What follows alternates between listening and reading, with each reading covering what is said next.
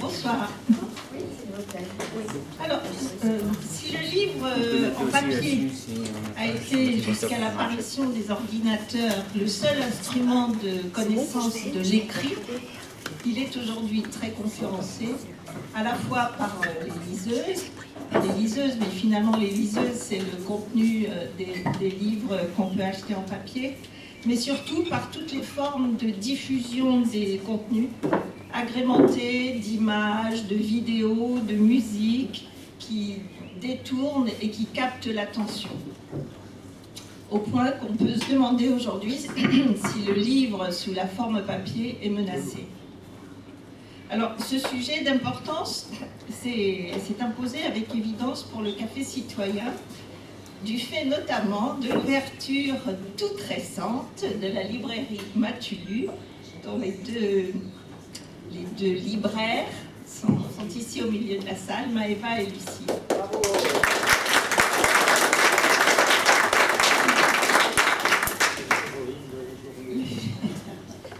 Alors, on connaît la valeur symbolique du livre, on a tous apprécié le contact particulier du livre, ce petit objet qu'on tient dans la main, qu'on ouvre, et dont l'ouverture nous livre une expérience qui est à la fois sensorielle, cognitive, émotive, mais finalement, que signifie cette expérience? Alors Lucille et Maëva, qui venaient d'ouvrir une librairie de café, un lieu que vous avez souhaité avant tout lieu de convivialité, c'est quand même au milieu des livres que vous dressez ce lieu de convivialité. Et en fond de tout ça, il y a évidemment la lecture. Donc, pour introduire notre débat, pourriez-vous nous dire si le choix que vous avez fait aujourd'hui participe à affirmer que le livre joue un rôle particulier dans la lecture? Pardon pour la question.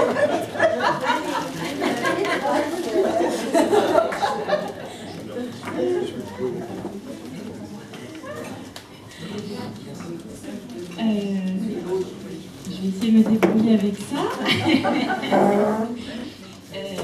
Maëva, je pense que déjà il y a un aspect esthétique. Le livre, il amène un espace chaleureux de base. Enfin, en tout cas, c'est ce que moi j'ai l'impression. Et quand les gens rentrent à la librairie, tout de suite on nous dit que c'est un lieu chaleureux, donc peut-être que c'est déjà grâce à l'esthétique du livre et à ce qu'apporte le livre.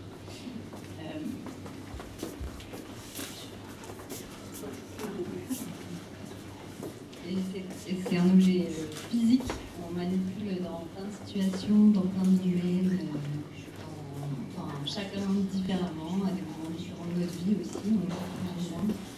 Et oui, c'est très physique. On tourne les pages. Ce dont on parlait Nadia tout à l'heure, c'est que quand on a un livre dans les mains, comparé à un écran, on sait quand est-ce que ça commence, on sait quand est-ce que ça finit, on sait moins avec l'écran. Moi personnellement, ça me fait beaucoup de lire sur l'écran parce que j'ai pas de vision de la finitude de ce que j'ai. Il n'y a pas, je vais faire, mais la fin est très vague. Et puis, il y a plein de sortes de livres différents. Il y a des livres en carton, des livres en papier, des livres même en tissu, en plastique. C'est très sensoriel, comme tu disais. Et même dans le papier, si on prend que du papier, il y a plein de papiers différents. La Pléiade, c'est sur un papier très très fin. Il y a des papiers très épais, il y en a des blancs, il y en a des colorés. Ça amène plein d'autres choses que juste l'écrit qui y est transcrit.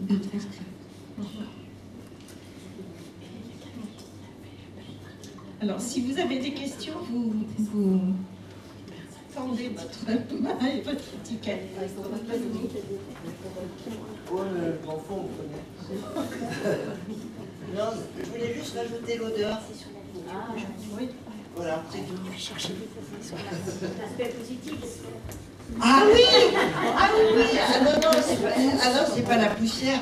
Ah non, c'est je sais pas, il y a l'odeur du papier, il y a le toucher. Enfin, ça touche absolument, ça touche tous les sens, parce que même au niveau, maintenant, il y a des livres qui Il y a plein de choses, ça touche absolument tous les sens, et c'est ça qui est assez merveilleux. Voilà. Oui, comme vous venez de dire, le livre est un objet assez fantastique, plein de qualités, et je pense que tous les gens qui sont ici sont à même de l'apprécier, et pourtant, c'est un peu la raison de ce débat, il y a un problème avec le livre, et je ne voudrais pas être rabat-joie, mais je vous donne cette information qui date il y a 2-3 jours.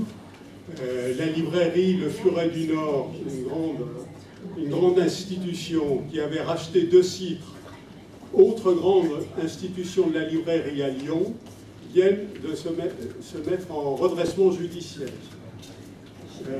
Une autre institution dans un domaine un peu différent, qui est la librairie Gibert, est en grande difficulté.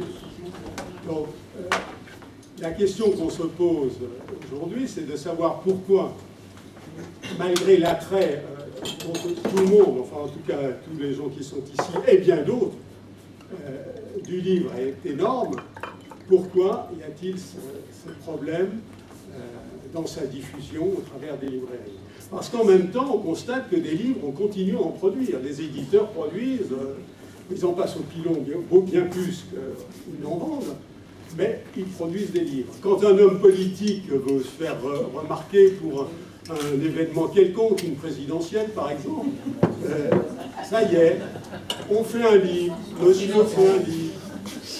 C'est le passage obligé. Donc il y a une espèce de contradiction entre ce que représente le livre dans notre culture et c'est la difficulté qu'ont les gens qui ont la mission de les diffuser à vivre. Alors, bon, je suis un peu rabat-joie, j'en suis tout à fait conscient, hein, parce que vous venez d'ouvrir votre librairie à laquelle je souhaite la plus longue vie possible, et on va s'y employer autant que faire se peut, mais on ne peut pas faire l'impasse sur le problème que représente la diffusion du livre aujourd'hui, et les raisons pour lesquelles, alors les raisons on les connaît, elles ont été évoquées, hein, il y a l'empire de l'écran qui envahit absolument tout, et quand on constate la durée que passent les gens devant leur écran, mais c'est totalement faramineux. Et encore, je pense qu'on ne comptabilise pas la durée des gens qui sont sur leur parcours quotidien, dans la rue, dans le métro, à vélo, j'en ai vu plein, à vélo, qui sont sur leur téléphone. Alors ça doit être compté pour 0, parce que sinon on arriverait à 12, 15, 16 heures d'écran. Je sais pas ce qui est dit, on dit 11 heures, ce qui est déjà complètement extravagant. Il est vrai que maintenant, quand on travaille, on est devant son écran. Bon, je termine. Non, c'est simplement pour dire qu'il est important que l'on réfléchisse à cette question du livre, auquel évidemment je suis très attaché et je souhaite de durer très longtemps. Excusez-moi d'avoir été un peu long. Oui, tu dois passer la parole à Joël. Alors, juste, je vais peut-être faire un petit trait d'union, enfin sans prétention, entre la situation alarmante que vous venez d'évoquer, avec ce redressement-là pour l'établissement de Gilbert Lejeune, et donc la librairie qui vient de s'ouvrir à Épernon, parce qu'on ne l'a pas nommé, on ne l'a pas évoqué, mais ce qui attire l'œil, c'est quand même la couverture du livre. C'est la chose essentielle pour moi, parce que qu'on soit adulte ou qu'on soit enfant, moi je suis enseignant, en maternelle qui plus est, bah, des enfants de maternelle, qu'est-ce qui va leur faire choisir le livre? C'est la couverture. Et parce qu'ils ne savent pas lire, évidemment.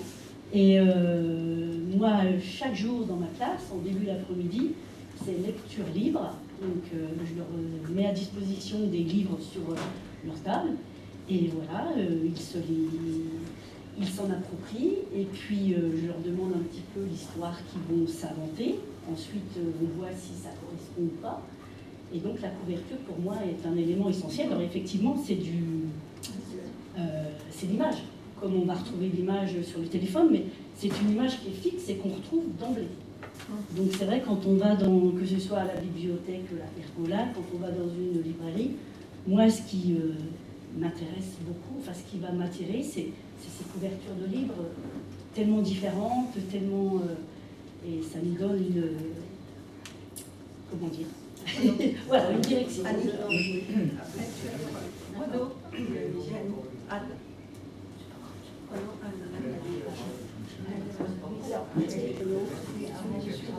Oh non. J'interviens parce que je suis un cas particulier. Sur le plan de l'informatique et des portables, j'ai le doigt qui tremble. Alors ça rend très difficile la consultation de l'écran, hein, pour faire ce qu'on veut. Et je crois qu'au niveau d'un bouquin, j'ai eu l'occasion d'en lire de temps en temps sur Internet. C'est pas évident parce que, par exemple, quand on veut choisir une ligne, alors là, c'est au niveau d'un bouquin qu'on a entre les mains, on n'a pas ce problème-là. Et en fait, l'avantage du bouquin, c'est qu'il permet de lire les trucs au niveau des chapitres. On va consulter certains chapitres plus particulièrement, et ça, on ne l'aura pas au niveau de l'informatique. Et c'est vrai qu'il y a sur un plan du tremblement de nerveux, c'est très gênant, hein, parce que souvent, je n'arrive pas à faire les bons caractères quand je suis en train d'écrire au niveau de mon portable, par exemple. Merci. Renaud?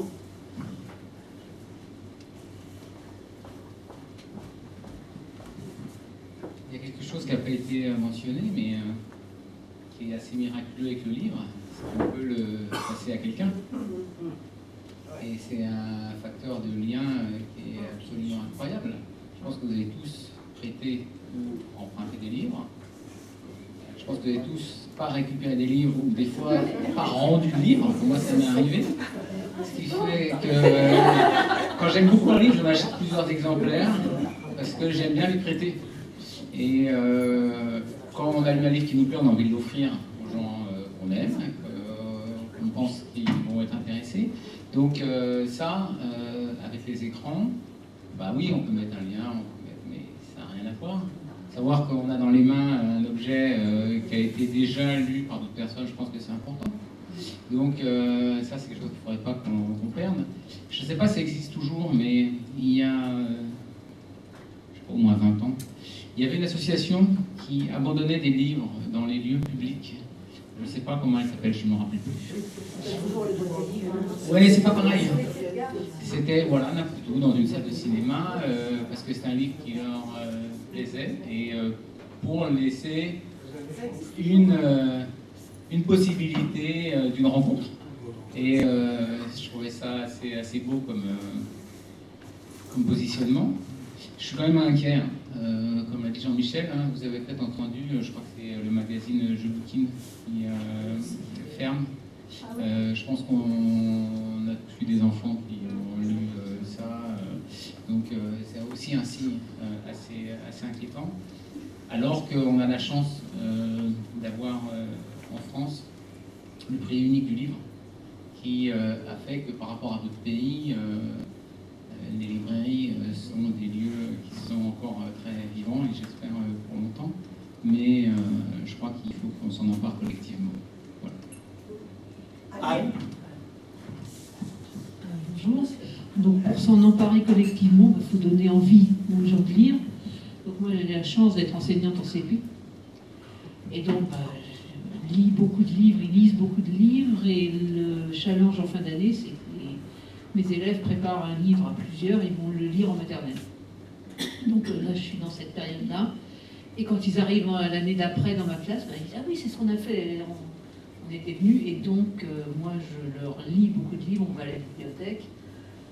Et tous les jours, il y a un livre. Et madame, avec les images, effectivement, c'est extrêmement important.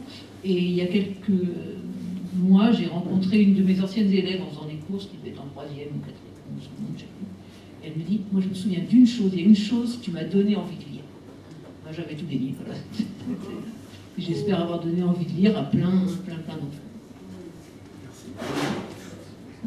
que je peux poser juste un témoignage et après une question à Maëva et son amie. Moi, je trouve que ce qui est bien dans le livre, c'est qu'on peut le lire n'importe où, dans n'importe quelle position. Ce qu'on ne peut pas faire avec l'écran toujours.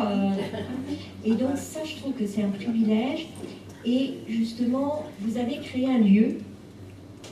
Et qu'est-ce que peut apporter votre lieu, justement, dans ce goût de la lecture et dans l'échange, etc. Voilà, ça c'est ma question. Je ne sais pas si vous voulez répondre ou si d'autres questions. Peut-être ça aurait pu faire. Annie. Il y a une réponse là. Nous, la volonté en créant cette librairie café, c'était justement, entre autres, que la partie café, elle amène plein de gens vers le livre, que le café soit un prétexte pour que les gens rentrent, et également, oui, découvrent, et également des gens qui seraient intimidés par le livre. Parce que je pense que peut-être ici, il n'y a pas grand monde qui est intimidé par le livre et la lecture, mais ça reste un objet de culture intellectuel, peut-être intimidant pour plein de gens. Et voilà, donc c'était ça. Annie.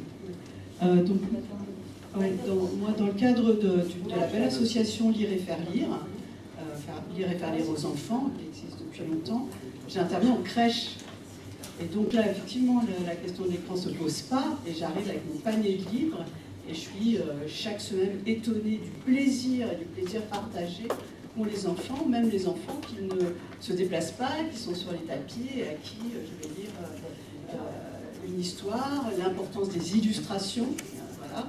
Et puis après l'objet qu'ils prennent, qu'ils sentent, qu'ils goûtent, qu'ils tournent, et ça je pense que c'est le côté positif, quoi, parce que je ne peux pas le remplacer pour les enfants, ça me semble irremplaçable. Oui. Bien sûr, oui. La dame qui n'a pas d'étiquette, mais qui lève le...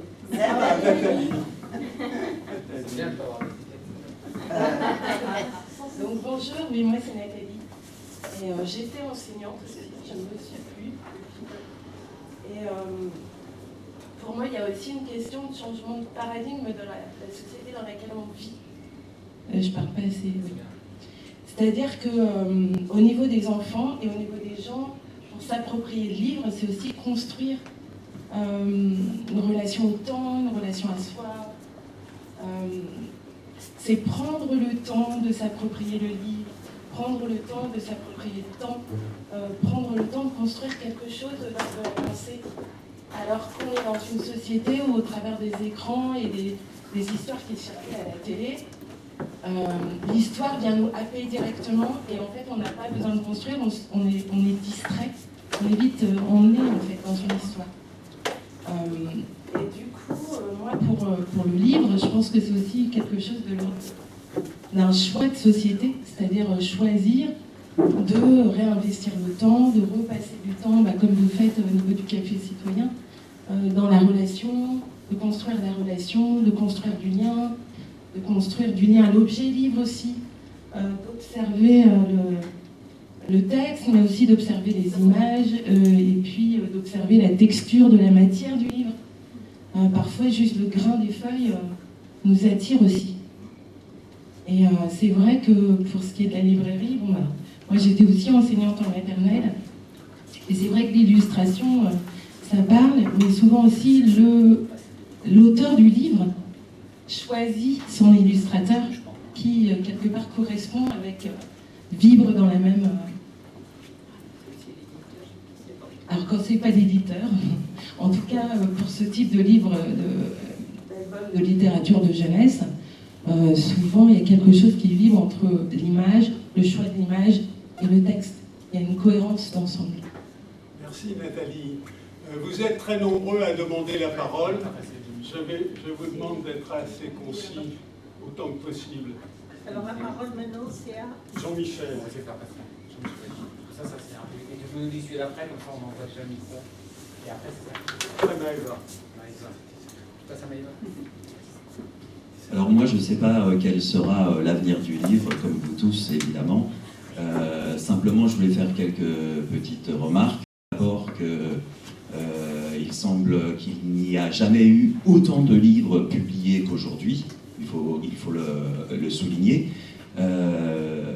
Voilà, peut-être les faillites dont on a parlé sont peut-être un rééquilibrage par rapport à une situation où on a pléthore de livres, ou par exemple, si on prend l'exemple de la littérature jeunesse, on n'a jamais eu autant de très beaux livres pour nos enfants. Alors ça, c'est une première chose. Je voulais aussi faire la remarque qu'il y a en France beaucoup de magazines qui attirent beaucoup de gens. Moi qui voyage, je n'en vois pas autant dans les autres pays. Je ne vois pas aussi autant de livres dans les habitations des gens que je rencontre. Voilà, pour moi, le livre, c'est d'abord des histoires d'amour, avec des histoires, avec des connaissances. J'en ai partout à la maison, je ne sais plus où en mettre, je ne sais plus où les mettre. Et comme disait Renaud, on les donne aussi, on les offre à nos amis et on les rachète tout de suite après. Pour moi, c'est une histoire aussi de jeunesse ou de moments de la vie. Je crois que c'est Lucille, tu disais ça. Voilà. Je ne me sépare jamais des livres, même de ceux que j'offre, puisque je les reprends, parce que certains d'entre eux marquent des étapes dans la vie et des moments forts, des moments aussi qui ont changé nos vies. Donc le livre, en soi, je suis vraiment attaché à cette... et je pense que nos jeunes, peut-être... avant, on parlait de la télévision qui empêchait d'aller lire ou de faire d'autres activités. Aujourd'hui, c'est les écrans qui captivent leur attention, mais ces écrans les font lire, contrairement à ce qui était la télévision auparavant. Voilà.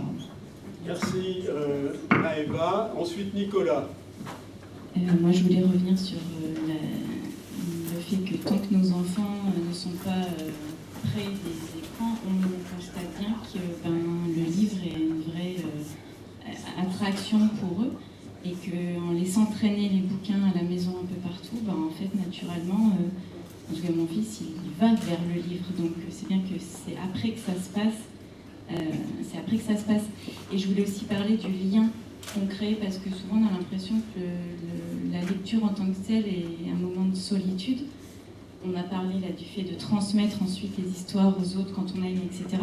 Mais j'ai aussi envie de parler du lien qu'on a avec nos enfants pour les histoires du soir, qui sont des rituels juste incroyables et que je pense qu'on a tous fait avec nos enfants. Et c'est aussi ces petites graines qu'on sème pour que peut-être après ils deviennent des lecteurs. Nicolas et Nadia. Alors, moi je vais rebondir sur le livre qui traîne dans la maison. En fait, moi ça m'a dérangé d'acheter des livres. À un moment j'en achetais beaucoup, puis après je me suis dit, mais je les relis jamais deux fois. Donc ça m'est jamais arrivé de relire les deux fois. Et je me suis dit, mais c'est du gaspillage. Et tout, la liseuse m'a un peu libéré de ça. J'ai pu du coup lire sans être culpabilisé de ce côté-là.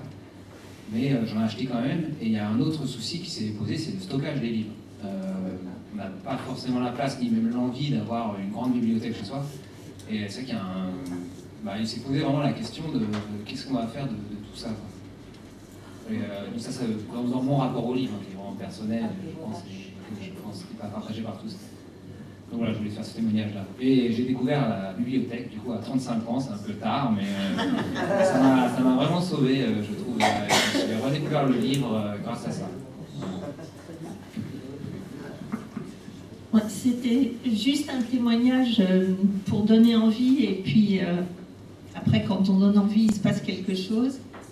J'ai une petite fille qui a de la difficulté à lire, elle a 20 ans, et elle est évidemment beaucoup attirée par les séries vidéo, machin, et quand elle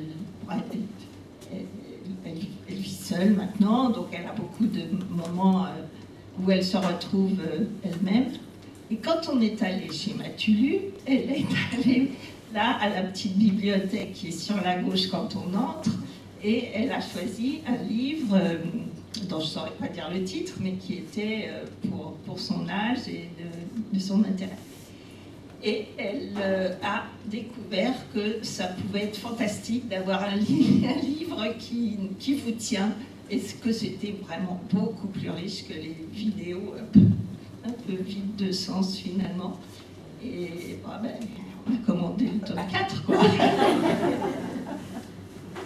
Alors, Anne, ensuite Dominique. Oui, une deuxième Anne. Moi, quand j'étais gosse, j'ai malheureusement une deuxième Anne dans ma classe. Mon prof de CE1 m'a fait détester la lecture. C'est bien triste d'ailleurs.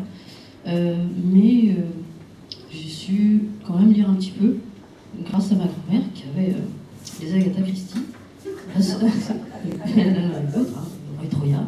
À son décès, j'avais 19 ans. J'ai hérité de ces 50 Agatha Christie. Les Dictionnaires, bon, j'ai lu en anglais d'abord quand j'étais en seconde, puis après j'en ai lu pas mal. Ils sont toujours chez mes parents, j'aime bien cette odeur. Donc merci Dominique de nous avoir parlé des odeurs du livre, parce que quand j'ai aussi dans la boîte téléphone, hein, à hanche, la boîte à livres, je sens cette odeur. Ça me rappelle ma grand-mère, désolée, je suis très émotive. Donc du coup, j'ai lu pas mal de bouquins de ma grand-mère, mais ça s'est limité aux Agatha Christie. Après, j'ai eu envie, en voyant un film à la télé, C'était demain, de lire le livre. Et ça, j'ai beaucoup aimé, c'était un voyage dans le temps. C'était Wells qui allait dans le futur récupérer Jack l'Éventreur. Donc j'ai eu envie de lire ce livre. Et il est ressorti, je crois, à la télé il n'y a pas longtemps. Vous me coupez si je suis trop long. J'aime aussi tout ce qui est Agatha Christie, mais au cinéma. Donc Peter Ustinov, Albert Finet. Et là, c'est Kenneth Branagh qui refait qui fait des adaptations. Donc ça, je trouve que c'est bien. Après, qu'est-ce que j'ai noté Voilà, donc c'est les films qui donnent envie de lire le livre. J'ai vu aussi Le Comte de Monte Cristo, je ne l'avais jamais lu. Donc j'ai vu avec la version de l'été dernier, j'ai beaucoup aimé. Et en fait, quand j'ai commencé à lire le livre, alors j'ai que 3 semaines pour lire le livre, donc j'ai pas pu tout lire. Ah oui, parce que j'ai lu que 90 pages sur le premier tome. Et comme c'était à cause du film, il y avait plein de personnes qui demandaient, donc j'ai pas pu. Donc, je sais pas. Voilà, donc. Merci Anne. Et attends, j'ai pas fini parce que les odeurs. Alors, je vais vous dire pourquoi les odeurs. Parce que j'ai amené un livre. C'est mon livre de cuisine avec ma recette de gâteau au chocolat qui est page 49. Donc, on fait la cuisine, on lit le livre, on fait la cuisine et on a l'odeur dans la cuisine. Donc, voilà. Merci. Dominique. Ensuite, Odile. Oui, pour rebondir sur le fait qu'il y a, c'est vrai qu'il y a beaucoup de livres, ce que je trouve, je ne sais pas si ça marche,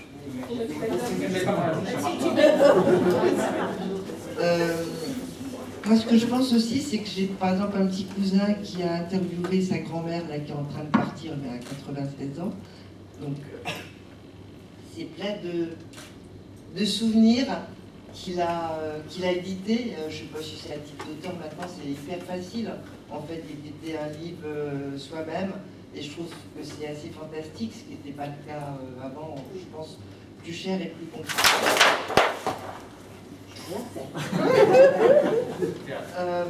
Il y a plein de choses que je dis. Oui, je voulais aussi parler à la place d'une amie qui devait venir mais qui n'a pas pu, qui elle a des problèmes de vue. Donc c'est une très grande lectrice, une intellectuelle et quelqu'un qui a besoin d'apprendre plein de choses. Donc elle s'est mise à la liseuse et ça lui sauve la vie parce qu'elle peut regarder, elle peut lire avec des gros caractères. Et elle a peut-être pas, elle n'a pas ce côté sensitif que moi je peux avoir par exemple. Elle, c'est des connaissances et des connaissances. qu'elle arrive à synthétiser dans sa tête, elle est assez intelligente en plus, et puis elle ne les étale pas comme ça, mais ça lui sert beaucoup à titre personnel et pour son travail. Il y a encore deux trucs que je voudrais dire. On peut espérer que Loïc Bourg va venir, mais aujourd'hui il a plein de choses, mais il m'a dit qu'il essaierait de venir. Voilà. Et il y a également la municipalité qui, à un moment donné ou à un autre, mettra à disposition des gens, des boîtes à livres dans différents quartiers. Et je ne pense pas que ça fera de l'ombre à Lucille et Maëva. Ça peut même compléter et amener des gens à lire. Voilà. Merci Dominique. Odile, ensuite Jean-Michel.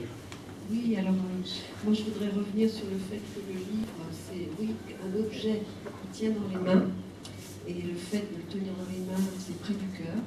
Le fait qu'on se le passe, on se le transmette, on peut en parler avec quiconque, de tout âge, c'est quelque chose d'unique. C'est vraiment, c'est le livre, pour moi c'est vraiment ça. Et je voulais témoigner que je fais de la lecture à voix haute pour des personnes en fin de vie. Et ça, c'est énorme. Alors, c'est mon tour de prendre la parole. Donc Nicolas, qui ne savait pas quoi faire de ces livres une fois qu'il les avait achetés, m'a fait penser à une chose qui se développe et qui s'est développée, mais qui prend une proportion très importante, c'est le livre d'occasion. La revente du livre, c'est un phénomène, presque un phénomène de société maintenant. Je parlais de Gibert. Gibert a conclu ses difficultés financières en disant « nous, on fera que du livre d'occasion ». Alors évidemment, la marge qu'ils font est considérable. Ils vous achètent 15 centimes un bouquin, ils leur vendent 7 ou 8. Donc vous voyez la bascule qu'ils font. Mais le phénomène du livre d'occasion peut poser des problèmes aux éditeurs, évidemment. Et donc, une question que je voulais vous poser, vous-même, que pensez-vous du livre d'occasion? C'est intéressant parce qu'il y a des livres qu'on ne peut pas trouver dans le commerce. Par exemple, des livres du siècle, c'est introuvable. Bon, mais tous les bouquinistes de Paris, par exemple, il y a des sources d'informations extraordinaires. Et ça, de toute manière, ça ne concurrence pas les libraires. Oui, vous avez des livres neufs. Vous avez raison sur le fait que livres qui ne sont plus édités. Moi, ce dont je parle, ce sont les livres qui circulent. Les seuls livres, quand je cite Gibert, j'ai rien contre eux, j'achète même des livres de temps en temps, mais ils ont un mode de sélection des livres qu'ils rachètent pas n'importe quoi. Ils ne rachètent que les livres qui se vendent. Et donc les livres qui sont disponibles dans toutes les bonnes librairies. Donc c'est là où le phénomène... Oui, c'était intéressant d'ailleurs. Je me rappelle d'aller chez Gibert, parce que quand on était étudiant, on avait des... Oui, mais on va pas instaurer un dialogue entre nous, puisqu'on a demandé à nos amis libraires de nous dire ce qu'elles pensent du livre d'occasion en général. Il y a plusieurs manières de penser le livre d'occasion. Il y a des raisons écologiques qui font que ça paraît assez cohérent aujourd'hui de se passer des livres, d'avoir des livres d'occasion très peu chers. Il y a aussi la notion de rendre accessible à tous. Le livre d'occasion permet à des personnes avec très peu de moyens de s'offrir quand même un livre. Donc pour ces raisons-là, c'est chouette. Il y a par contre la vraie question de comment un auteur qui touche déjà pas grand-chose sur son livre, comment vit-il avec le livre d'occasion, c'est une vraie question. Et nous, en tant que libraires, c'est aussi des choix qui sont assez complexes. Et comme on démarre, il faut qu'on arrive à trouver un équilibre là-dedans, dans proposer de la nouveauté, mais sans tomber dans l'excès de la nouveauté. Là, on va arriver en septembre avec la rentrée littéraire. On est en train de travailler les catalogues. c'est 1000 pages de catalogue pour un seul diffuseur. On en a 8 ou 9 à travailler. Donc c'est quelque chose de complètement délirant. Et aujourd'hui, on parle un peu d'écologie du livre. Et nous, en tant que libraire, c'est une vraie réflexion qu'on a de se dire, ok, qu'est-ce qu'on propose comme nouveauté, mais qu'est-ce qu'on garde, nous, parce que certains livres, on a envie de les vendre, même si ça fait 5 ans qu'ils sont sortis, parce qu'ils sont importants pour nous, parce qu'on a envie de vous en parler. Donc voilà, il y a tout un équilibre à trouver là-dedans, et je pense que c'est aussi ça qui est important. Enfin, c'est un des rôles de la librairie indépendante, c'est ça, c'est de ne pas tomber dans ce travers-là de la nouveauté perpétuelle et le flux. Pierre? Et... Oui, vas-y. Ah, pardon. Et je voulais aussi rajouter que du coup le livre d'occasion il apporte un équilibre dans cette économie de la librairie, en tout cas en ce qui me concerne, et aussi que la loi Lang elle a été pensée à un moment où il n'y avait pas du tout ou très peu de vente de livres d'occasion, et qu'il est peut-être temps de l'amender, d'y incorporer toute cette partie qui arrive en masse effectivement, mais donc c'est une réflexion de la chaîne entière qu'il faut repenser avec tous les acteurs qui la composent. Pierre? Oui, un témoignage en 3 points. Je me rappelle ma belle-mère qui, dans sa jeunesse, avec une nombreuse famille, n'avait pratiquement pas lu. Et ensuite, on lui a apporté, puisqu'elle était aveugle depuis très très longtemps, des bandes magnétiques avec des livres enregistrés, le plaisir qu'elle avait à découvrir, à écouter ces livres enregistrés. Et donc c'était le Lions Club ou le Rotary Club à Chartres qui faisait ces transcriptions vocales. Deuxième point, je suis membre de la Société archéologique de Réloir depuis longtemps. Auparavant, on éditait les mémoires de l'ordre de 500-600 exemplaires. Aujourd'hui, grâce à la technologie, on sort à des tirages à 200 exemplaires. Et s'il en manque, en un clic, on ressort un deuxième tirage à la quantité que l'on souhaite, à des prix extrêmement bas. Et le troisième point, c'est une petite publicité. Là, donc, l'Épernon Patrimoine alentour, on vient de sortir les Grands Moulins d'Épernon. Donc, c'est une compilation de témoignages. Et puis, j'en profite pour vous montrer le dernier monument historique qui est, dans mon regard, la passerelle qui enjambait la fameuse vanne à Monsieur Ley. La pierre qui reste est fondamentale sur le plan de l'histoire parce qu'elle marque toute une longue histoire de 29 ans, mais je vous en reparlerai une autre fois lors d'une conférence, une deuxième conférence sur le sujet. Voilà, publicité gratuite et je vous en remercie. Et alors, oui, pardon, pour la librairie, vous pouvez aussi redistribuer les livres d'Épernon Patrimoine qui ont été édités, parce qu'on en a édité une quinzaine, si je ne me trompe pas. Merci. Alors, dans un autre ordre d'idées, plutôt recentré sur le rôle du livre, en préparant le débat avec Annie, on a trouvé certaines études, et notamment des sciences cognitives, sur le rôle du livre. Et elles nous apprennent notamment que la lecture par le livre a des vertus tout à fait étonnantes, stimule la mémoire, ainsi que les capacités de concentration, apaise le stress, aide à s'endormir, ça, on a tous vécu l'expérience quand on pique du nez sur un bouquin, et développe les capacités d'analyse et pourrait aussi favoriser l'empathie. Donc ce sont quand même des vertus tout à fait remarquables, et comme ça a été dit, c'est vrai que là c'est au niveau du paradigme que ça agit, quoi. C'est un mode d'accès à la connaissance et au texte écrit qui a des vertus particulières et qui ne sont pas remplies par les autres, enfin par les écrans, pour faire court. Je vais juste ajouter, effectivement, il y a l'Université de Valence en Espagne qui travaille sur ça, l'intérêt du livre papier, et ils ont fait une recherche où ils ont donné le même texte papier et écran à des étudiants en leur demandant qu'est-ce que vous en retenez.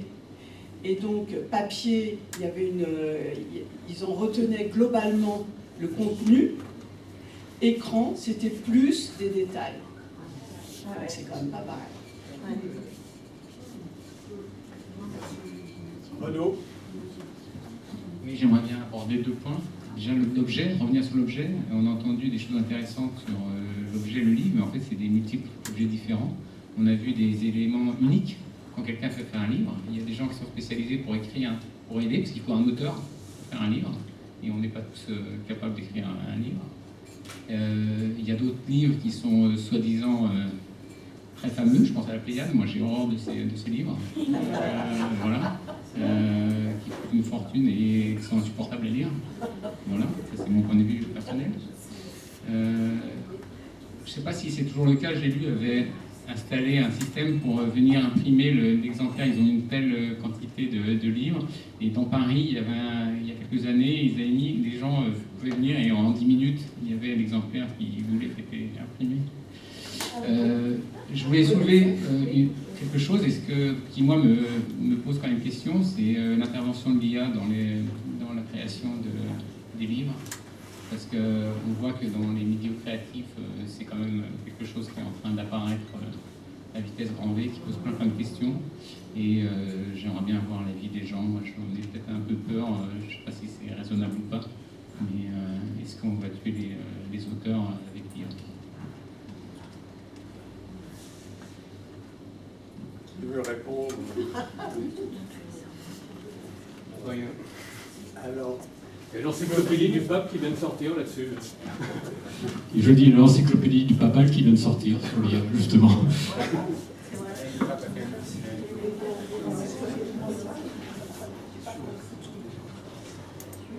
Sur ce que tu disais à propos de l'IA, j'ai entendu cette semaine une autrice américaine, je n'ai pas retenu le nom parce que j'ai pris une histoire, et certains l'accusaient d'utiliser l'IA, elle ne s'en cache pas.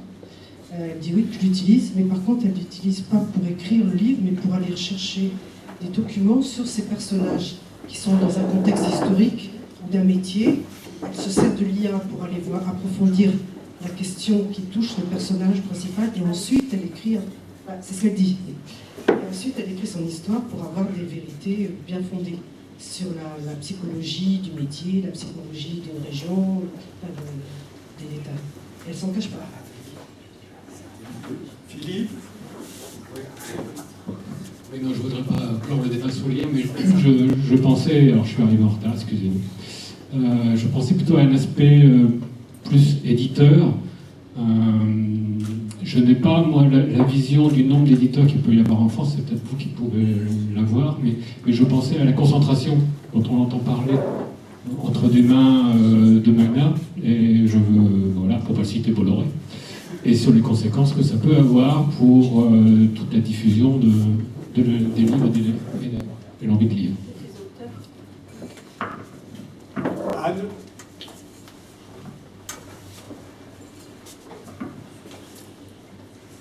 Oui, juste pour dire, je suis allée à Paris il n'y a pas longtemps, et avant de prendre mon train, je suis allée planer à la FNAC. J'ai vu 2-3 bouquins, j'ai pris les codes barres, je suis allée chez chez Matulu, et c'est à elle que j'ai commandé les bouquins. Je les ai surprises, mais ouais, je préfère faire travailler le petit commerce local. Et c'est la couverture des livres qui m'a attiré l'attention.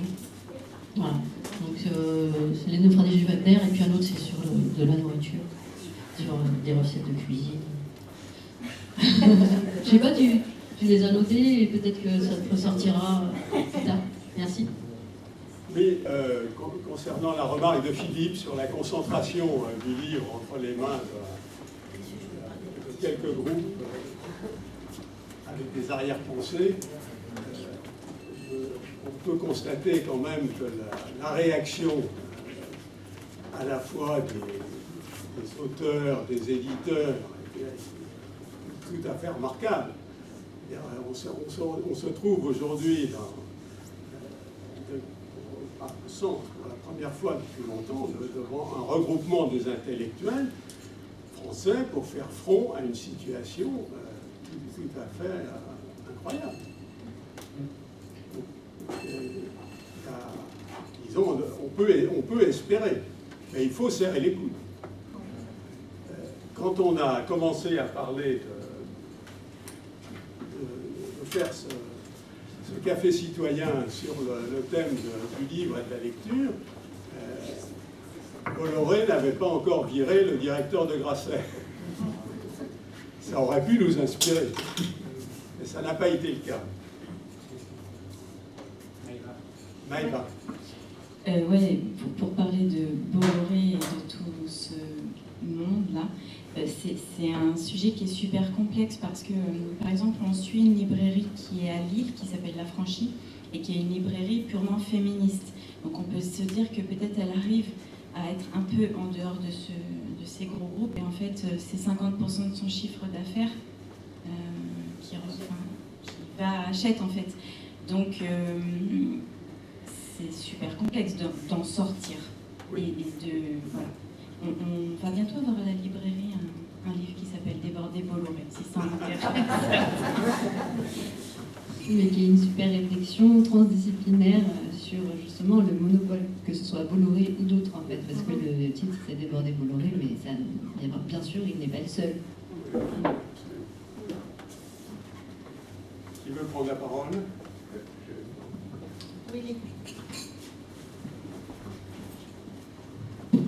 Oui, bonjour à tous. J'ai 3 points. D'abord, sur la disparition du livre, je ne suis pas convaincu parce qu'il y a un autre phénomène auquel on peut le comparer, c'est le disque. Vous avez vu, il y a une résurgence du disque, on ne sait pas trop pourquoi, parce que c'est pas pratique, enfin bref, mais il y a une résurgence du disque, donc c'est plutôt le côté objet, le côté touché, le côté odeur, tout ce que vous voulez, c'est ce côté-là. Après, sur les librairies, pour maintenir pour maintenir la curiosité des gens, l'idée c'est des conférences thématiques. Alors le problème, c'est qu'il faut réunir sur un thème donné, il faut retrouver, par exemple, je sais pas, on va parler de sociologie, on va retrouver là, à l'occasion de la diaspiration d'Edgar Morin, on va rechercher, il faut refaire une historique de la sociologie, et à travers ça, on a une historique des livres qui sont sortis là-dessus. Et puis, alors là, c'est tout à fait personnel. Sur Internet, je faisais des recherches sur des bouquins techniques anciens, sur un sujet donné, donc je voulais comprendre l'histoire, en fait. Je suis tombé sur une bibliothèque américaine qui publiait en libre accès un livre qui datait de 1906 à l'époque, donc je l'ai téléchargé, c'était en anglais bien sûr, donc là ça me convenait très bien. Et puis, en regardant, j'ai vu que c'était en fait la traduction d'un ingénieur allemand, donc de la même époque, bien sûr. Et pour me faire plaisir, alors c'est un truc incroyable, c'est que sur le Bon Coin, j'ai trouvé ce livre. Alors, c'est pas un particulier qui vendait ça, c'était un libraire. Et le libraire vendait le livre original en allemand. Et je ne lis pas l'allemand, mais pour me faire plaisir, j'ai acheté le livre. Patrick. Bonsoir. Moi, je vais essayer de penser, mais pas trop fort. Je pense qu'on est entre le livre, les écrans, tout ça, on est dans une période charnière. Je le vois dans mon entourage, proche de petits-enfants qui ont la lecture le soir, certains ne l'ont pas, dans les maisons dans lesquelles il y a des bouquins, dans lesquelles il y a des maisons où il n'y a pas de bouquins, où il y a des écrans, à tout va. Je crois que par rapport à l'éducation des gamins, période charnière, tant qu'ils sont à l'école, tant qu'ils sont en maternelle, ils ont touché le bouquin, ils ont des lectures qu'on leur fait, et plus ça va, plus ça grandit, plus ça passe le CE2, le CM1. À ce moment-là, ils sont happés par les écrans, parce que comme le disait Nathalie, yes, c'est facile, ça vous arrive dans la figure, ça vous saute à la figure. Il y a de très bons films, hein. Moi j'ai revu Le Seigneur des Anneaux que j'avais lu avec plaisir et qu'on s'arrachait entre copains dans les années 70 parce que chez Bourgois il y avait le premier tome qui sortait et puis un an plus tard le deuxième tome et on se le passait de main en main. Et quand j'ai vu le film, j'ai pris une claque parce que c'était vraiment le bouquin. Donc je pense qu'on est dans une période charnière dans laquelle il ne faudrait pas que le bouquin disparaisse, parce que c'est vrai que c'est sympa. Il y a le bruit, il y a l'odeur, hein, le bruit des pages qu'on tourne, l'odeur de l'encre. Je n'aime pas la composition de l'encre, il faudrait peut-être se méfier un petit peu, c'est pas très très naturel tout ça. C'est le chimiste qui parle. Voilà, je pense qu'on est une période, et j'espère que les deux dureront, parce que les deux sont complémentaires. Quant à l'IA, je ne sais pas comment elle va nous manger, mais en tout cas, au point de vue énergétique, elle va bien nous manger quelques centrales, quelques EPR. Je crois que les derniers calculs faits par le Shift Project, c'est que le prochain calculateur d'IA aux États-Unis, c'est 7 EPR. Voilà. Je vous laisse réfléchir sur ces vues. EPR, c'est une tranche de centrale nucléaire, les dernières de quatrième génération. Non, troisième.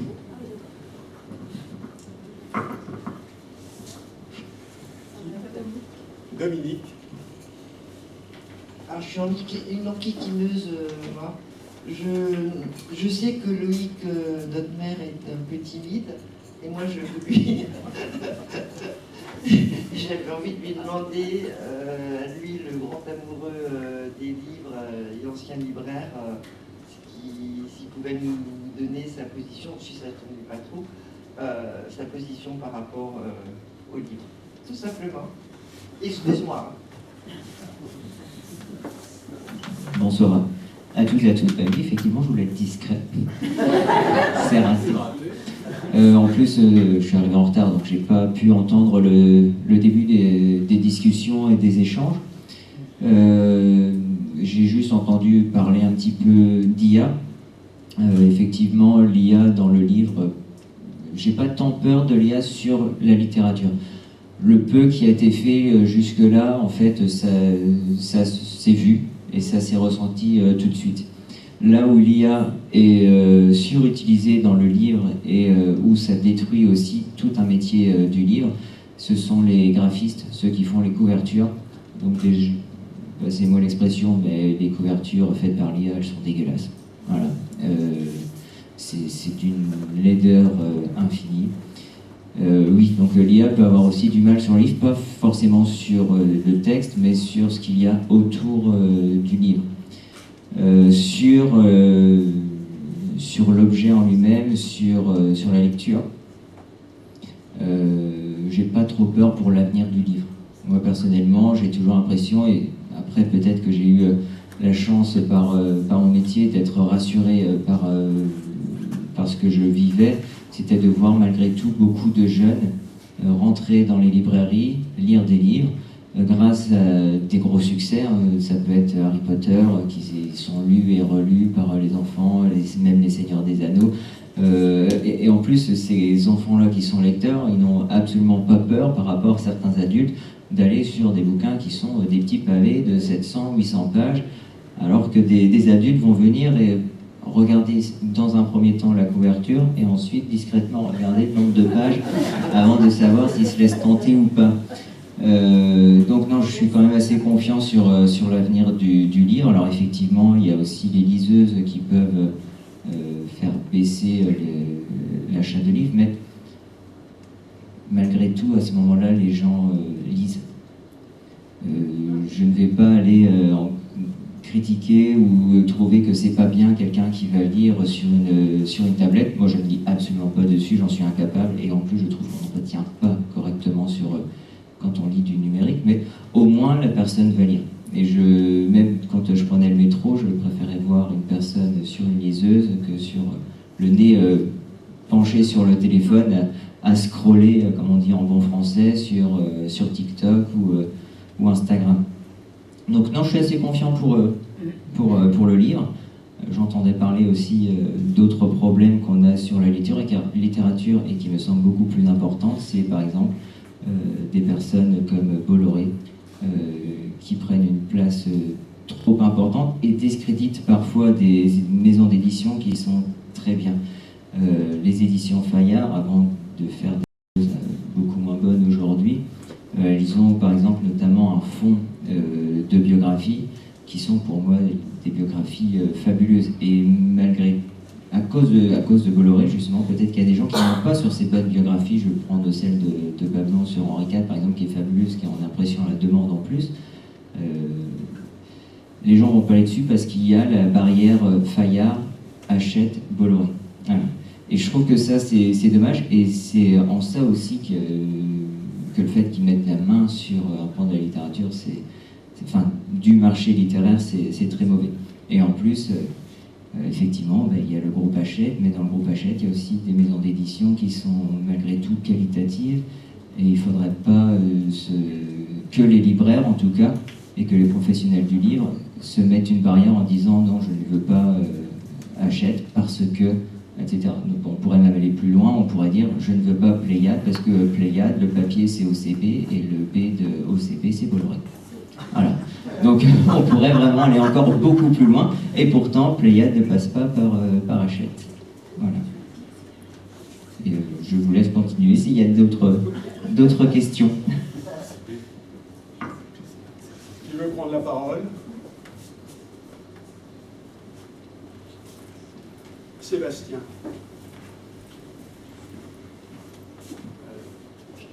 Je ne suis pas encore passé chez Matulu, du coup je n'ai pas compris si vous vendiez des livres d'occasion ou si c'était seulement les livres d'Hachette qui étaient en occasion. Voilà. Il y a des précisions sur ce point. On vend des livres neufs et des livres d'occasion. Voilà. Achète ou pas, tout. Ouais. Ce qui est bien, c'est qu'ils sont mélangés aux livres neufs et on les reconnaît par les pastilles. Et je trouve ça super comme idée parce que c'est rangé par auteur ou thème, je ne sais pas, mais c'est super. Philippe? Oui, c'est une expérience personnelle. Moi, ce que j'adore dans un libraire indépendant quand j'y rentre, c'est que d'avoir le petit livre, avec sa petite fiche, la vie du libraire. Alors ça, j'adore.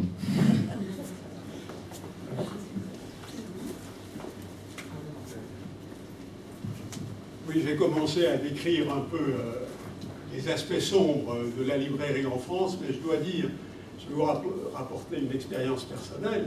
Chaque fois que je vais dans une librairie de quartier à Paris, je vois du monde. Je fais la queue tout le temps. Donc, il y a des raisons d'espérer. Mais il est peut-être intéressant, lors d'une réunion comme celle du Café Citoyen, c'est d'essayer d'imaginer quelques pistes pour que les gens qui ont déserté le livre retrouvent le bon chemin. Alors, les boîtes à livres, il y a des tas de choses auxquelles on peut penser. Mais si on s'appuie sur la présence de la librairie Matulu, on peut peut-être aussi espérer que vous allez faire des animations, avez-vous des projets dans ce sens?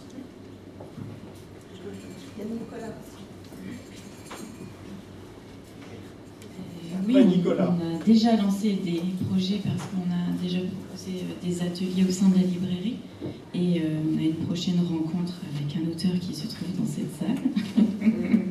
Il y a Jean-Michel qui vient pour une rencontre pour son livre Désirable Arctique, le 13 juin à 18h. Voilà. Nicolas?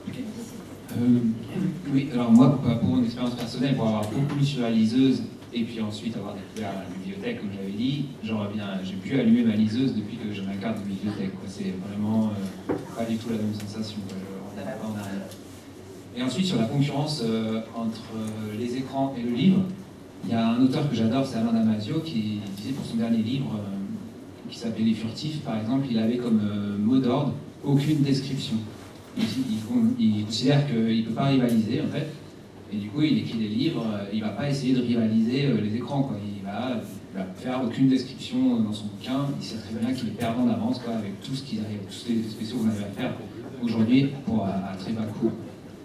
Et ensuite, alors c'est un auteur que je n'ai pas amené le livre, que je n'en achète pas, je vous l'ai dit, mais c'est lui que j'aurais amené, et il a une façon d'écrire vraiment particulière, il a beaucoup d'originalité dans son écriture, il joue avec tous les caractères possibles de l'imprimerie, Et il va jouer avec les signes de ponctuation, les lettres, il va modifier les mots, il va faire énormément de jeux de mots.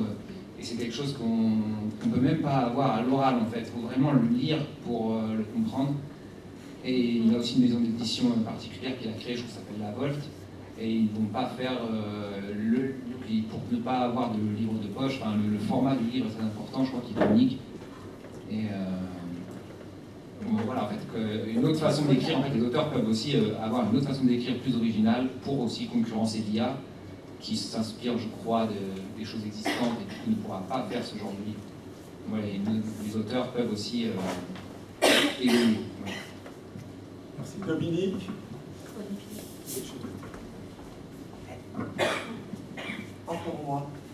Hier, Johanna, à l'inauguration de Mathieu Lu, Johanna comédienne, avec le ton, a lu pas mal de passages. J'imagine que c'était choisi par vous deux, les filles. Et c'était assez exceptionnel. Et je pense que des jeunes, des moins jeunes, qui entendent des lectures comme ça,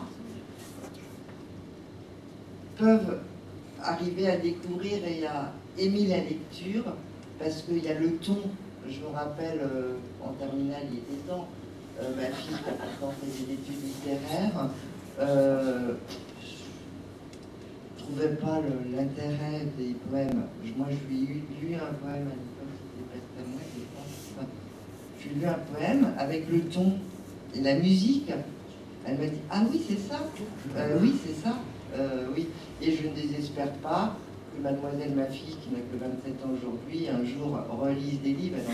Elle en a beaucoup trop lu, c'est vrai, pendant ses études, ok, mais qu'elle découvre le pouvoir des mots, le rêve, tout ce qu'on peut, et tous les voyages qu'on peut faire dans un livre, avec les mots, avec l'histoire. Enfin, de toute façon, c'est toujours un tout.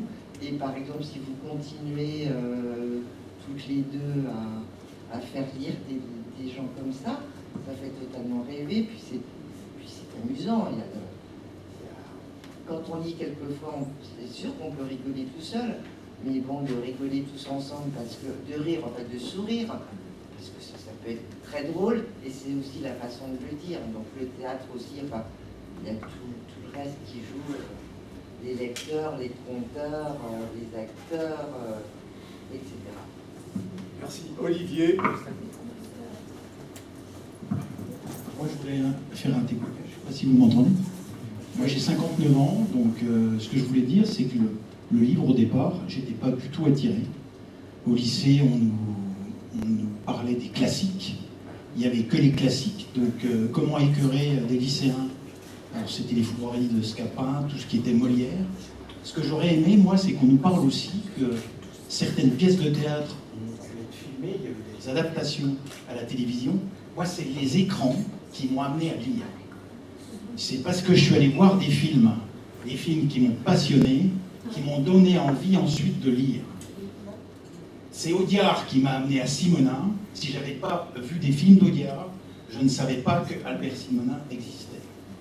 Albert Simonnin, c'est l'argot. C'est tout l'argot parisien. Tous les films d'Audiard sont adaptés des livres de Simonnin. Et s'il n'y avait pas eu Audiard, je n'aurais pas vu des livres de Simonnin. S'il n'y avait pas eu le film La planète des singes, je n'aurais pas connu Pierre Boulle. Voilà. Et je trouve dommage, à l'époque où on était au lycée, il fallait tout de suite aller sur le support. À l'époque, vous allez les fourberies de Scapin, comment écœurer des jeunes qui n'avaient pas envie de lire. Moi, si j'avais pu voir une série à la télé, ça m'aurait amené au livre. On ne l'a jamais fait, parce qu'on était sur des programmes d'éducation nationale, il fallait tout de suite aller sur le livre. S'il y avait eu la télé, c'est la télé, et c'est aussi ce que j'ai vu, c'est la série Les Mystérieuses qui m'a amené à Jules Verne. Tout ça. Merci. C'est ce que je voulais dire.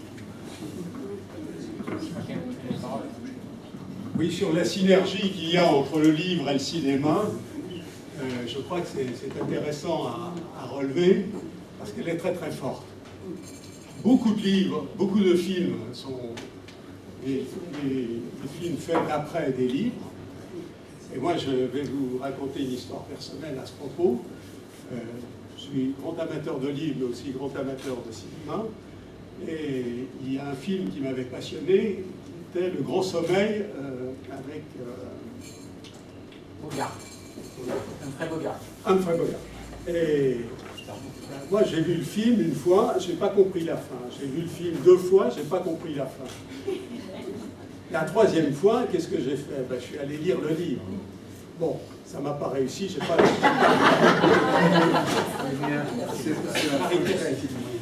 Il y a une demande des paroles là derrière. Micro plus propre. Beaucoup du livre en tant qu'objet, mais il y a aussi le livre qu'on lit avec plaisir, parce que en fait, comme vous disiez, au lycée, on a des listes de livres à lire dans l'année, on est obligé de lire, bon, on lit, mais on n'a plus le temps de lire pour soi, et je pense que le livre pour soi, pour le plaisir, pour être bien avec cet objet qui est merveilleux. Donc ça, je voulais insister sur ce fait.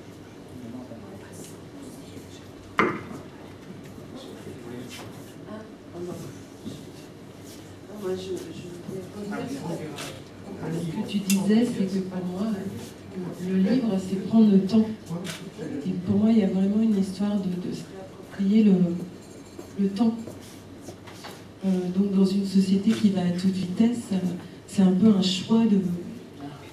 Ouvrir une librairie, c'est faire un choix presque politique, de mon point de vue, un choix de société, quoi. Un choix d'être ensemble.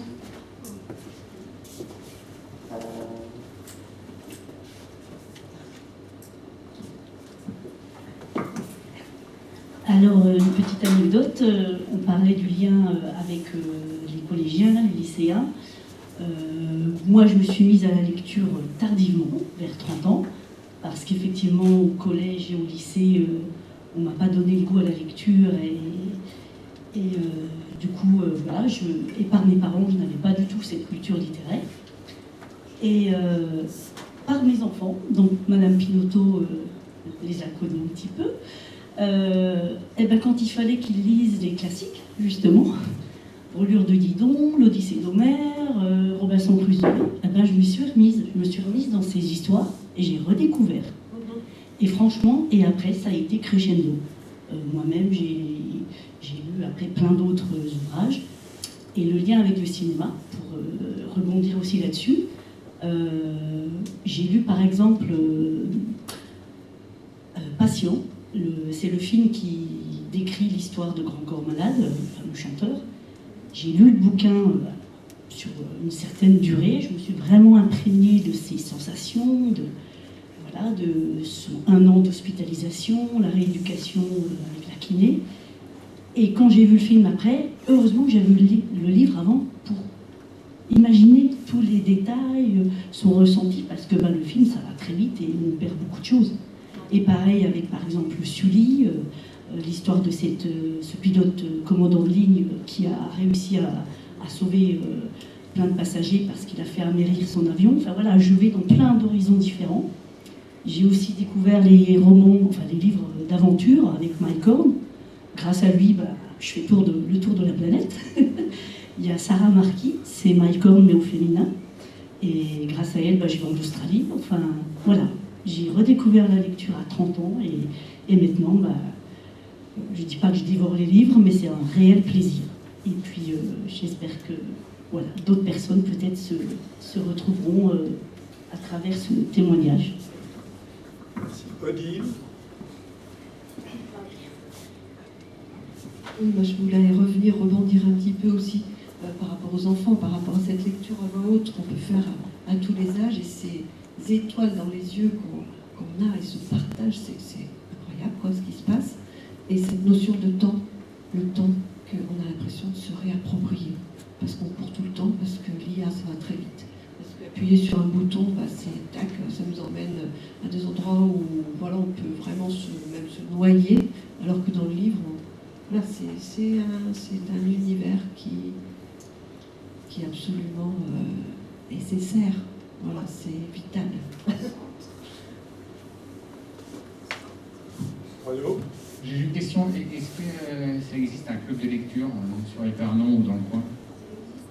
Est-ce que c'est quelque chose qu'il faudrait pas remettre? Je ne sais pas si vous ne voulez pas faire ça, mais voilà, c'est intéressant d'échanger. Ouais, je viens de me souvenir de quelque chose. Au Menu Pavé, en ce moment, tout l'été, il y a une exposition Jules Verne. Et je pense que c'est peut-être un bon moyen de faire quelque chose là-dessus. Patrick. Oui, à Aranches, on avait initié un club de lecture avec Loïc, mais je sais pas, il a été happé par d'autres horizons. On ne sait pas si ça perdurera, ça durera ou pas, ou si ça changera de lieu, parce que en fait, c'est les personnes qui comptent, c'est les personnages, c'est les caractères. C'est comme dans les bouquins, c'est pas forcément le lieu. Voilà. Pour revenir à ce que disait Nathalie tout à l'heure, effectivement, pour lire, il faut avoir la capacité, le courage de se poser dans un bon fauteuil. Et si vous avez des conseils à me donner sur des bons fauteuils, je suis preneur. Annick. Annick.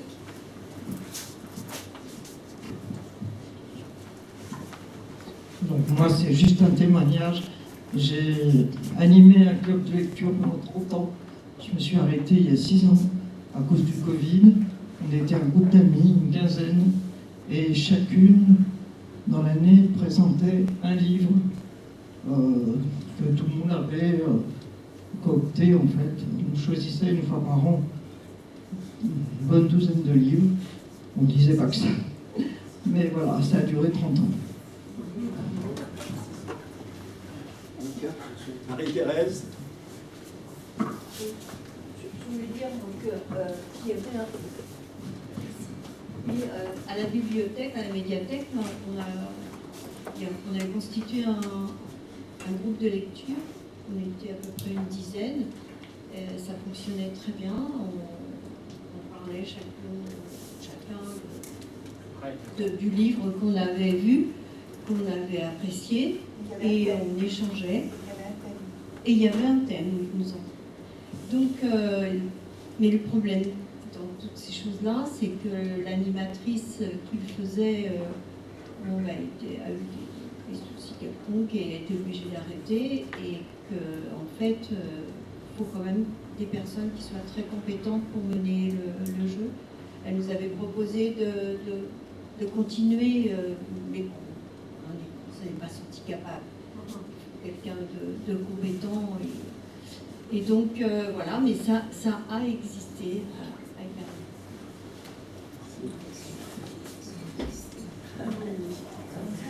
Épernon.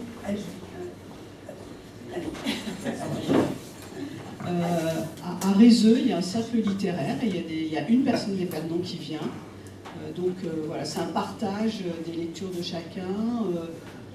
Chacun un petit peu notre tour, on présente un livre qu'on a lu et qu'on a envie de faire aimer. Donc voilà, donc tout le monde est bienvenu à ce cercle littéraire à Rézeux. Sandrine. C'est une fois par mois, le lundi soir, à 20h, à la médiathèque de Rézeux. Sandrine. Oui, alors, bonjour, moi je suis enseignante en collège. Effectivement, c'est une période, l'adolescence, où les jeunes sont de plus en plus happés par les écrans, et c'est un vrai défi pour les professeurs. Donc, mais il faut aussi savoir qu'on essaie de mettre pas mal de choses en place. Vous parlez de club lecture, par exemple, dans notre établissement, il y a un club lecture qui est organisé par notre documentaliste. J'ai une collègue aussi qui organise chaque année avec l'une de ses classes collège en librairie, donc pour sortir du cadre uniquement scolaire. Et on a eu aussi on a des partenariats avec un partenariat avec la médiathèque. Chaque année, depuis plusieurs années, l'ensemble des classes du collège participent à un prix littéraire dont les jeunes sont le jury. Donc là, c'est important, on leur montre qu'on est soucieux de leur avis et on leur donne la parole, c'est eux qui votent. Il y a en général 6 romans, 6 livres de littérature jeunesse. Donc on peut trouver son bonheur de la 6e jusqu'à même la 2e. Ces livres sont disponibles non seulement dans les CDI des établissements d'Eure-et-Loir, puisque c'est un prix départemental, mais aussi dans toutes les médiathèques qui décident de participer. Donc il y a... Voilà, après c'est aux professeurs dans la classe d'organiser éventuellement des débats autour des livres. Les enfants, ça dépend des professeurs. Par exemple, moi j'ai demandé à mes élèves sur la sélection de 6 d'en choisir au moins un cette année. Ils avaient l'année pour le lire. Ceux qui veulent en lire plus s'ils le souhaitent. C'est vraiment de la littérature très récente. Centré sur les centres d'intérêt des jeunes aujourd'hui, et ça peut en même temps les amener à réfléchir sur des débats de société à leur niveau, bien sûr. Donc vous voyez, il y a quand même pas mal de choses qui sont faites pour sortir justement de cette approche où c'est pour les amener peut-être progressivement à apprivoiser aussi les classiques, parce que aussi c'est un vrai défi. Voilà, il faut savoir que dans certaines familles, il n'y a pas du tout de livre. Dans l'autre, l'objet livre, eh bien, ça fait partie du décor et les enfants n'en sont pas effarouchés, mais dans certaines familles, il y a déjà ce défi, il n'y a pas de livre à la maison. Faire acheter un livre, oh là là, donc on est vraiment confronté à tout ça. Il y a beaucoup de choses aussi qui sont faites pour amener... de plus en plus, on détecte aujourd'hui les jeunes lecteurs qui ont des problèmes de dyslexie, par exemple.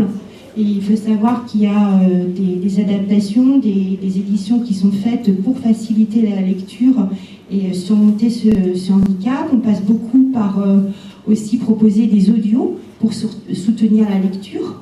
Il faut savoir que dans chaque classe, dans beaucoup de classes, aujourd'hui, on a des jeunes qui présentent des difficultés de ce genre. Donc il faut, nous en tant que professeurs, qu'on puisse leur proposer un plan B, c'est-à-dire être accompagnés par une lecture audio. Et puis je confirme, par exemple, là je viens avec une de mes classes, je ne voulais pas qu'ils quittent le collège sans avoir au moins en théâtre abordé un Molière et un Shakespeare. Voilà, donc on vient de regarder Roméo et Juliette. Et alors, bien sûr, ils ont été scotchés. Et après, donc, j'amène le texte. Mais le théâtre, c'est avant tout fait pour être joué. Donc, c'est une approche un petit peu particulière. Et après, on va venir à étudier des extraits. Et donc, c'est moins effarouchant pour les non-lecteurs, qui vont même peut-être même avoir envie de jouer ensuite des extraits. Voilà. Et puis, dans les manuels scolaires aussi, pour intimider un petit peu moins, on a des approches par parcours de lecture avec des extraits clés. Et ensuite, c'est pour amener ceux qui le souhaitent à lire l'œuvre complète. Voilà, donc on essaie de trouver des moyens pour amener les jeunes à la lecture. Et voilà, c'est tout ce que je voulais partager avec vous pour montrer que oui, pour nous aussi, c'est un vrai défi. Mais on ne baisse pas les bras, on essaie quand même. Voilà. Merci Sandrine. Je vais donner la parole à Pierre-Yves, mais le temps du débat va s'achever. Si vous avez des questions, c'est le moment. Pierre-Yves. Merci. Un témoignage de consommateur. Moi, je ne suis pas un grand lecteur, donc voilà. Néanmoins, moi, j'achète des bouquins que lorsque je vais à des interviews entre une librairie, des libraires et puis les auteurs, quoi. Donc plutôt sur les sujets sociétaux. C'est vrai que moi, je trouve que si on a un bon intervieweur, ou intervieweuse, et des bons auteurs, des gens qui ont le jeu de se déplacer dans une petite librairie de province, etc., je trouve que c'est quand même rendre la monnaie aux auteurs que d'acheter un bouquin. Et puis moi, généralement, le sujet est intéressant. Et donc, ce qui me fait penser à peut-être des idées pour nos collègues de Matulu. Moi, je suis plutôt consommateur du coup de la librairie Labyrinthe à Rambouillet, avec tout ce qu'il y a comme écosystème autour.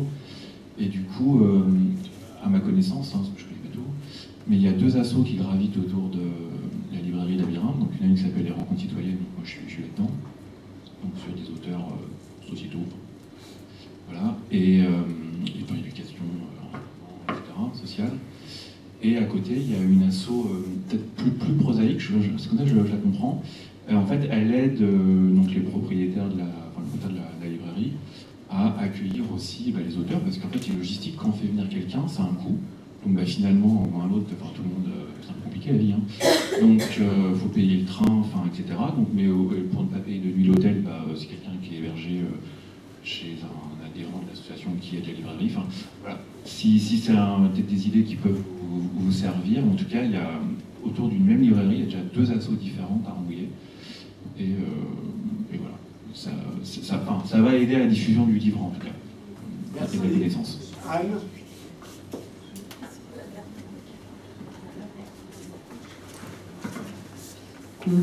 Oui, en fait, je rebondis un petit peu sur Madame et un petit peu aussi sur Olivier.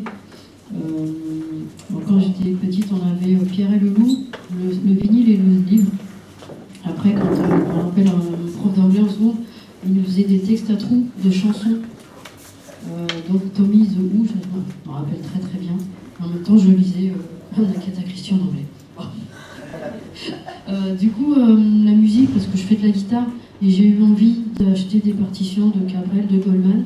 Et en décembre, à chaque fois, au moment de Noël, voilà, les années de synthé, de la flûte. Moi, j'amenais ma guitare et on chantait tous juste avant de partir en vacances de Noël, ou avec les copains du sport. Et là, j'achète quelques partitions parce que je fais du saxo, un peu de batterie aussi, accessoirement dans l'orchestre. Mais le saxo, c'est bien parce qu'avec mon professeur, voilà, j'ai envie de découvrir tel ou tel auteur, les Beatles, redécouvrir James Bond, tout ça. Et je partage aussi avec mes amis, voilà, qui est Stan, qui est ici, qui est très timide, on fait des petites voix de temps en temps, le saxophone.